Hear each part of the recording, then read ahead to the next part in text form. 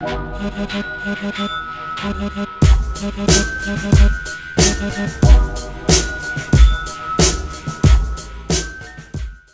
everybody, Bart Gunner here. We're here with another one of the worst movies on YouTube.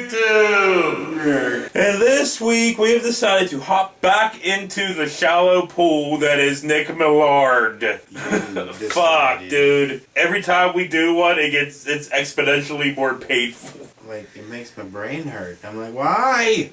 Constantly throughout this thing, Well, anyway. Call it a movie. Anyway, it's not a movie. It is 357 Magnum. An awesome title. Title for a fucking shit fucking movie. It sounds like the awesomest action film ever. But it was an accurate fucking title because there was a ton of shots of 357 Magnums throughout this fucking movie. But advertise the fuck out of that. Directed by, like I said, Nick Millard, aka Nick Phillips, aka one of the worst directors ever on the fucking face of the planet. Wow. This movie was bad. Okay. Like, this is one of those ones that I'm like, don't watch that. Okay, so here's how we'll rate this then. In your opinion, what was worse, this or Queen of the Stupid Cursed Earth movie? This, because this was worse than that. This was hard to I don't know. You have no idea what's going on. It's the longest 70 minutes ever. It is. Every scene drags so long. And they're so short. It's a Michael Bay 3-hour long movie. It's like, how the fuck can a movie have short scenes, but those short scenes are slow as fuck? For real. Everything. He's loading the gun. One bullet. Two bullets. But anyway, maybe we should actually get into the actual movie itself because we're in Angola, and this parachute dude, which didn't parachute from shakes, he's all around the ground fucking with his gun. I think it was just a dude who forgot, left his sheets in the woods or something. But anyway, he goes up to this car and crappily shoots two dignitaries here. Yeah, I love the shots though. The guns are awesome. They never match. Bing, bang, bang, bing, bang, bang. Every single shot was like that. They're like bang, bang, bing, bang, the sounds never match the guns. The fucking Nick Millard editing, bing, bang, bing, bang, boom. Bing, bing, and you're thrown from one scene to another so many times. Well, speaking of, we're thrown right into the scene where our hero Jonathan Hightower is in a hospital bed with a wounded hand, talking to the goddamn lead vampire from Satan's Black Wedding. Yeah, he looks like blow-comb fucking Kmart version of Jean-Claude Van Damme and fucking what's his name. Thomas Jane, all molded to one, and then somebody threw pizza dough on it. Oh yeah, I also mean this is in London, because he's in London now, it's in London. It's everywhere. It actually is like a Michael Bay film, but it really is fucking boring. Everywhere. You got London, you got Hong Kong, you got Tokyo, you got Tucson. Not that, I like Michael Bay films. For the most, some of them, like The Bad Boys 2 was good. You can't say that was bad. Yes, but it was way too fucking long. It ended twice. Yeah, it did end twice, yes. I'll give you that. That was dumb. Like, this movie needed a couple fucking Michael Bay-like moments, because it had none! So anyway, Blau, Hong Kong, skyline, and stock footage-ness. And now we got fucking Abe Lincoln beard guy here. And he's picking... Abe Lincoln is like top-notch fucking Hitman, dude. Top-notch. He's picking something up from this shop. Now, Blau, we jump cut to his hotel room or whatever, and he's opening up said package, and guess what's in it? He's picking up a gift for Mary. No, guess what it is? It's a goddamn 357 Magnum. Oh, shit. The first shot of this movie where we see one, but we're gonna fucking see one. A goddamn lot. A goddamn lot. And now he's fucking loading it. The phone rings and he gets his target here. Clay. Did you get your laundry, Mr. Clay? Yes, go ahead. Number 3, Shangling Road. I'll contact you again in Tokyo. But he's spot on, dude, when he takes somebody out. You know what I mean? He just walks right in. Bang, bang, bang. And then walks out. No sound, no none. So our hero, Jonathan Hightower here, goes home from the hospital, and it's the goddamn Millard house. The door's not the fucking same, but once he's inside it is. He goes upstairs and there's some titties. Whoa. Hey! When you get out of the hospital, what's the first thing you want to see? Well, and they make out for a bit and... Ew. Yeah, this kind of awkward. It's like watching your parents make out. So now, blah, we're back in Hong Kong now, and we cut back and forth to Abe to Hong Kong to Abe to Hong Kong to Abe to blah, fucking blah. Yeah, if you just start like going into convulsions and vomiting from watching this movie because you're just trying to figure it out so well, much. And then the jump cuts are like this. See how that's going on? That shit fucking happens constantly in this movie. I'm surprised I didn't have a fucking seizure while watching it.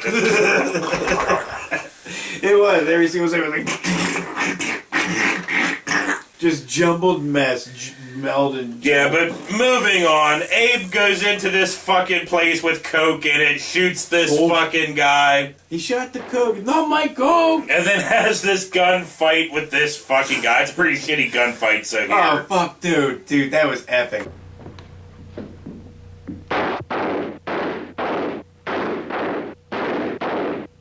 Bang, bang, bang, bang, bang, bang, bang, bang, and they jump cut it back and forth. So and then they stop, shooting and then nothing's going on. It's like they must be reloading, but the quality's so crappy you can't fucking tell. By the wall, and he was like, "Hey!" And then Bob he shoots fucking dude.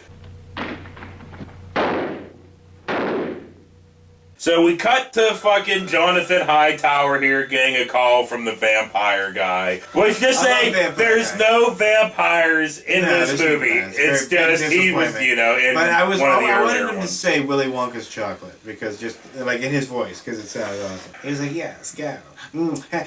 So he goes to the office and has this conversation with the vampire guy here. He's got, like, Don King hair, man. It's huge. Did you ever work with either of those men? No. And you won't.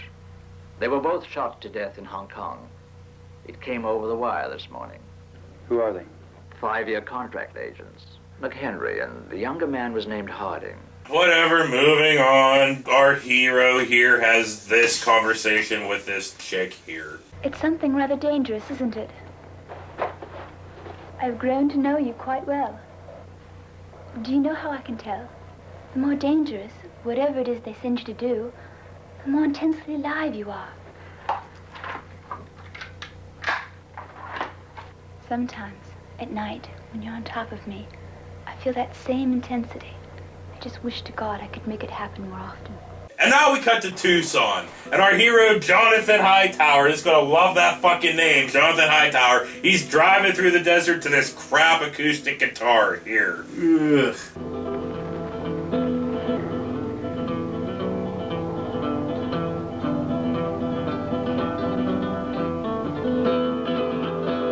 And this is what makes the movie drag fucking ass. Yay! And then all of a sudden he stops and he just meets up with this guy, fucking Kmart Charlie Manson, right? And now they just start shooting fucking cans. Here.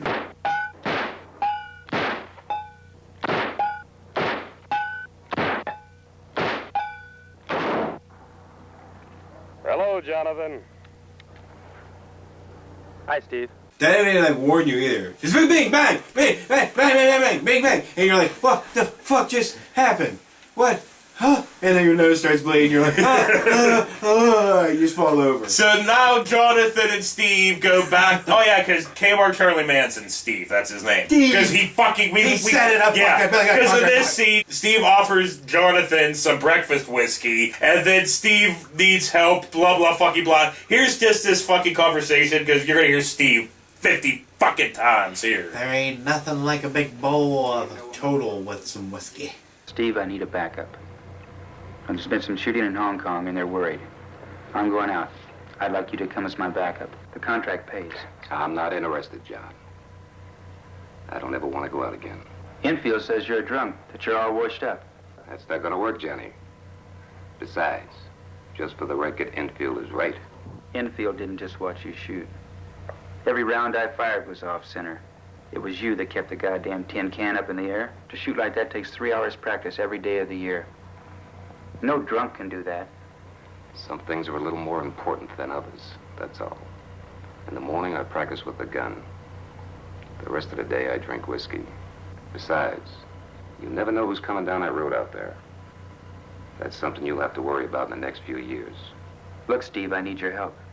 Some spick officer pulled a bullet through my wrist. I need a backup. Stop it, Johnny. You're just trying to save me. You know it, and I know it. You don't need anyone. So let the old man sit here and drink his whiskey in peace. All right, Steve.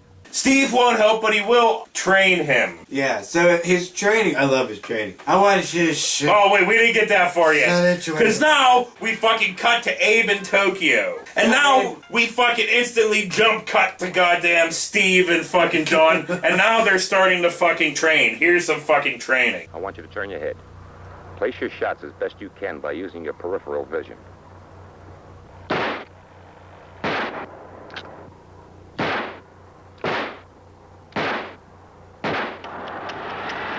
Yeah, we're being jump cutted back and forth so much, we'd be like, Because guess what? We cut to Abe back in Tokyo trimming his beard up some. Oh, well, yay, interesting fucking movie. good, we get to see some of that. And now we come back to John and fucking Steve. Here's some more John and fucking Steve. I know y'all can't wait for that. Aim!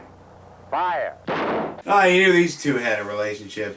And now Went sour. we cut back to fucking Abe. He's in Tokyo walking for fucking ever because that's what Abe does a lot of this fucking movie is walk far the fuck away from the camera. Abe needs to get a bike or some shit. You know what I mean? Like, or just get a taxi. Something, Abe. So we can get to the next scene quicker. Well, he goes into this tea house, has this conversation with this old fuck. Hey, that's the guy that looks like, you know, the Monopoly dude. He come in, he was like, mer, mer, mer, mer, mer, mer, mer. And he was like, mer, mer, mer, mer, mer, mer, mer. He looked like an older Beaker. An older, disgruntled Beaker. So we jump back to fucking John and Steve here, and now they're the only redeeming whole entire part of this movie is coming up right here when they're shooting plates. Here, just watch this. Oh my god.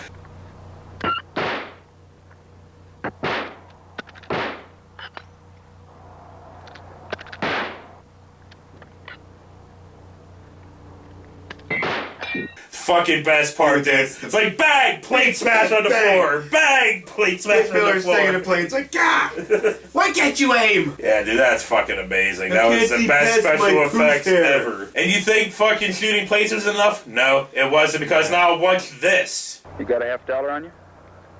Feeling lucky, eh? No, confident. I'm gonna make some change. When it comes down, you'll have 4 dimes and 2 nickels. We'll see. Up!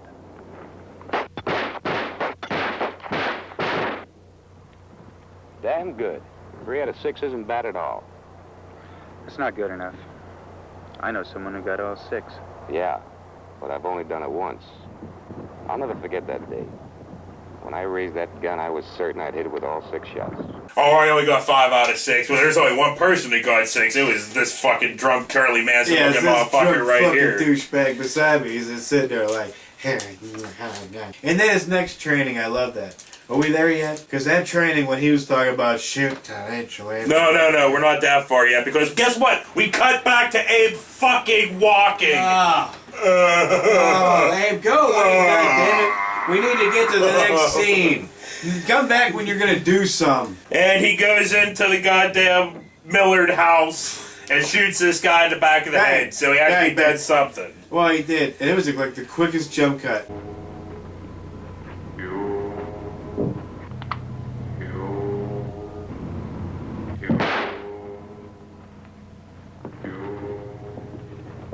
Oh. But anyway, now we're coming to the scene that you want to talk about. We now jump to fucking Steve and fucking John here, and now they're doing the next part of the training, which, here, let them explain it real quick.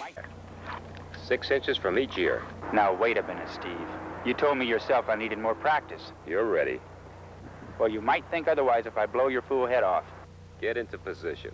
If you can understand. Yeah, but yeah, so there you go, dude. Yeah, you shoot 6 inches from my head, and I shoot 6 inches from your head. I want you to be right here. You know? John didn't want to do it because he doesn't have faith, but Steve's like, come on, don't be a pussy. Do it.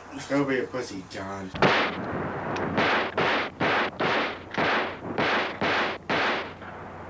Jesus, I said 6 inches, not 24. I can hardly hear yours go by. Well, I could sure hear yours. They sound like they were 3 inches from my head. That's the purpose of this exercise. Are you gonna let some broken down goddamn drunk place his rounds closer than yours? Well, you better pin your fucking ears back. I guess we really should give Steve shit because Steve actually had the most acting ability of any Nick Millard movie ever fucking made. He put in some effort on that one part. Especially after the lovemaking scene. After them two were done porking each other and like John was laying in the bed with his fucking frilly fucking poof hair on his chest all blasted out, you know, and he had his arm behind his head and he was like, But anyway, now they're driving through fucking Tombstone for whatever fucking reason. Training? Well, but they pull up to the OK Corral and now they start reliving the story while looking over it. So, here. How many times have you and I relived this gunfight? Once or twice. Clans came out loaded for bear. The old man carrying a scouter gun. He couldn't see to aim anything else.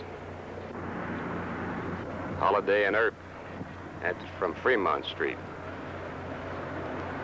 They didn't have any shotguns. They knew how to shoot. The clans had two backup. The McClowrys. Two weren't enough. Holiday didn't give a damn whether he lived or died. He was the most dangerous man here that day. He took out Frank McClowry. And now we get to see the graves. Old Ike Clan let loose with a blast from his shotgun. A little too high. While this is going on, and dude even mispronounced dude's fucking name. He did it a couple of times.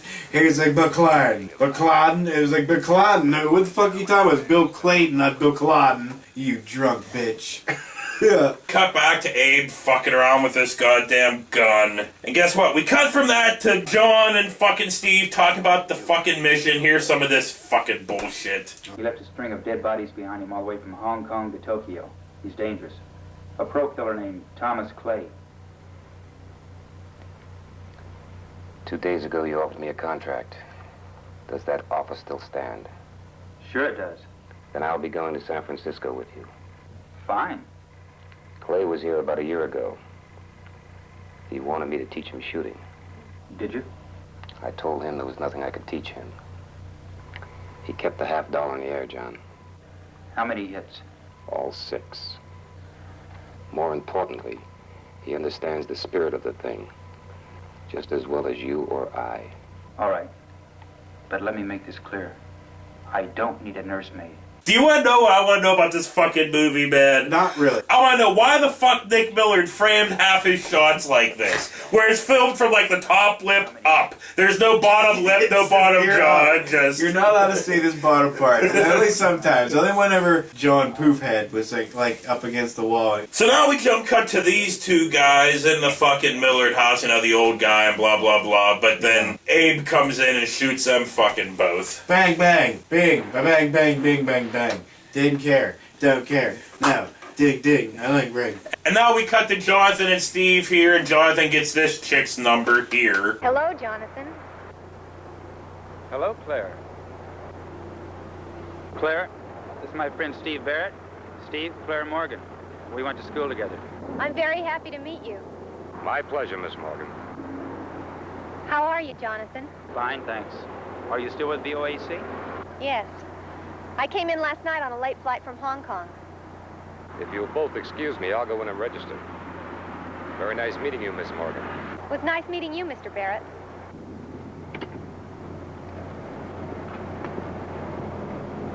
Claire, may I call you?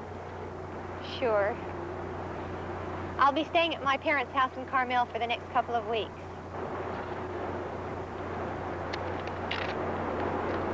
Area code 408. 624-1522.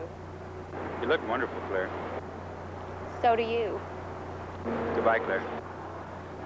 Bye, Jonathan. So here's quite a weird scene, right? We cut now to Jonathan's in bed. I'm like, okay. He's shirtless in bed, okay. Yeah. And Steve's there, and they're having this conversation. Clay's weakness is that he's overconfident. I'll remember that. Whatever happens, I'm going to stop his clock tonight. It's also your own.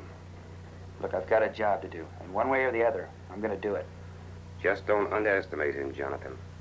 You'll be dead if you do. Okay, just a little weird, you know, it's like, how did this conversation start? Did he, like, knock on Jonathan's door, like, come in? And Jonathan just kept laying there? Just like this, like... Or were they really done just fucking? Did, like, you know, after fucking, did Steve get up, got dressed, and Jonathan's still wallowing in the wet spot? Ew! All the back sweat that dripped off of Steve onto him.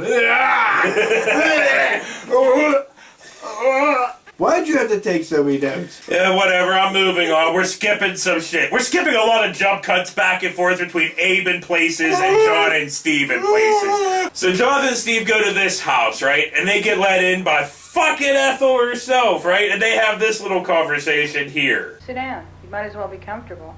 The man you want will be at that front door at 5 o'clock. His name's Clay. He's 5'10", 160 pounds, and he has a beard. He'll be expecting me to open the door and pay him some money. Only I won't be the one at the door. The house is rented under a false name, so just get out fast when it's over. Okay, Esther. I'm gonna leave now by the back door. If I stayed, I'd pee in my pants when the shooting started. Good luck.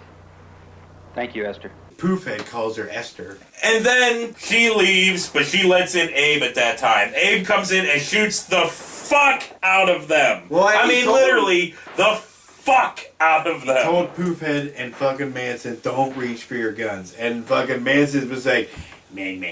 He fucking smarted off him somehow. He was like, bang, bang, bang, bang. And then, I don't know what the fuck happened, but Poofhead went for his gun again. And he was like, bang, bang, bang, bang. And shot him like 16 more times in his back. I'm like, yeah, okay, he's dead. And then we get typical Millard shots in the goddamn cemetery. And now they're negative like goddamn Nick Millard does. Millard. And now goddamn Jonathan wakes up not fucking dead, barely fucking wounded. Dude, he's like with a fucking, with a goddamn penguin hand and a fucking bandage around his fucking waist. That's about it. Flipper. So he leaves the hospital, goes back to the Millard house, because, you know, almost every shot in this fucking scene's in the goddamn Millard house. Pretty much. He miraculously heals. The after party was at the fucking Millard house. Some scenes happen and I don't give a fuck, and then now they're taking a walk on the beach. That chick that he got the number from earlier. Yeah, he just got shot in the back 70 times, but he's on the beach now. You know what I mean? He's enjoying himself. And they have this conversation. Jonathan, you've got to stop blaming yourself for Steve's death. He died because he trusted the judgment of an arrogant fool. You had no way of knowing what would happen. I was just too stupid to sense a trap. And somebody in London counted on that.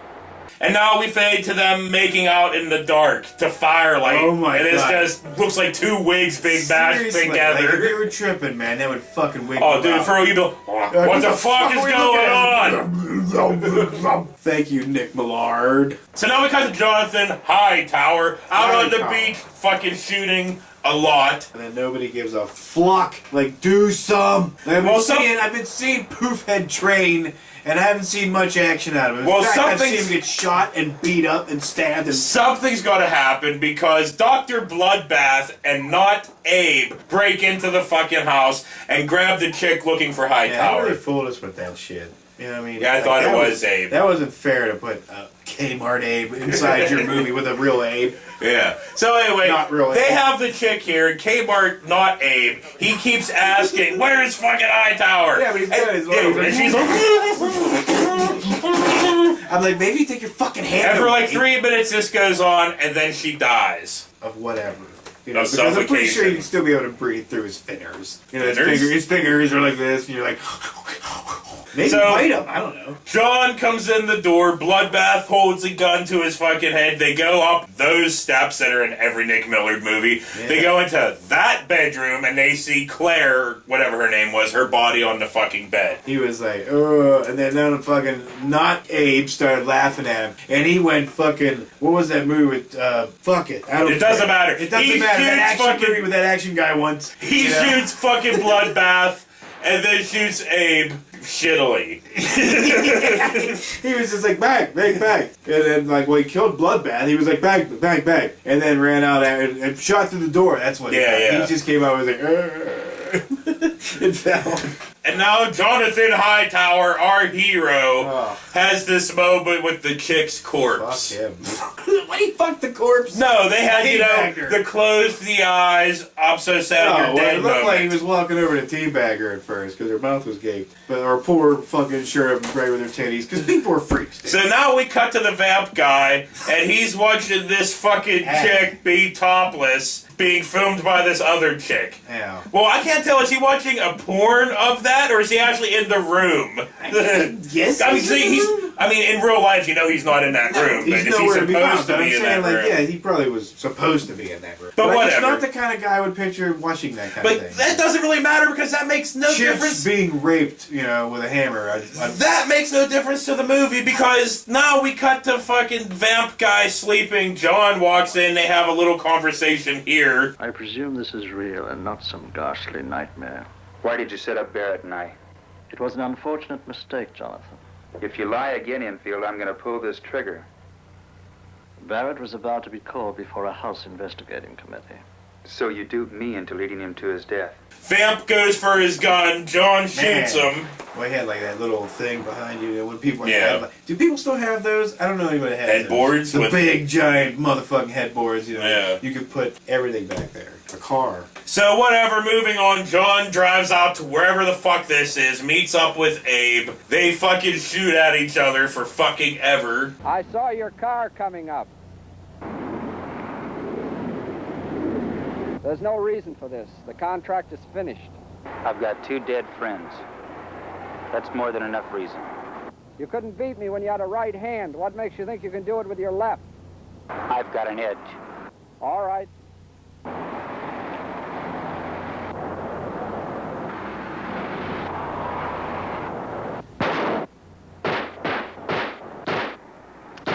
And now... Bang. You're like, well, don't worry, dude. It's almost over. John walks back to his fucking car and dies on the horn. So...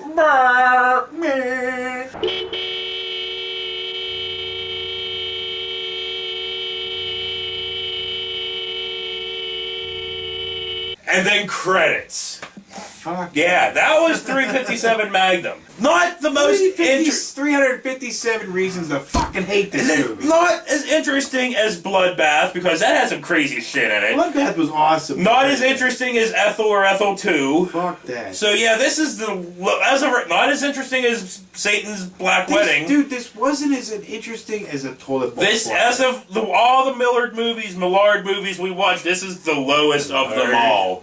So yeah. The lowest diaper. Take that how you fucking will. If you want to find this movie and watch it, sorry about your fucking luck. But if you heed our advice, don't. It's not fucking worth it. Watch Bloodbath, Dr. Bloodbath, or especially Crazy Fat Ethel 1 and 2. No, don't watch any of it. No. Alright, and on that note, for Bird Gutter, this has been another one of the worst movies on YouTube. Themselves. Go watch this shit. Well, you were saying if you want to. But yeah, I'm not saying go watch this shit, fucker! But if they're just suggesting it, somebody's gonna be like, and they're gonna go, and their face is gonna melt off, we're gonna be responsible. On that note, see you next week. Fuck you, movie. I hate your guts. It feels like we did that for fucking ever. Yeah, because that movie was long and stupid. It was not long. It was stupid. Yes, it was. Take a hard look at that tree. Now turn your back to the tree. Close your eyes. Can you see the tree? In your mind's eye, see your bullet hit the tree trunk. Keep your eyes closed. Spin and fire.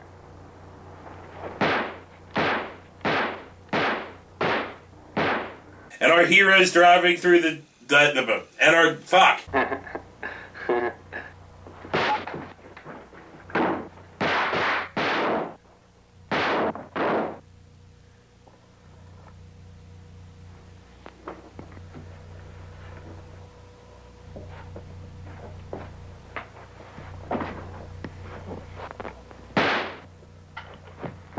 Did we talk about them two fucking yet? No, we didn't get that fucking far yet. God damn it.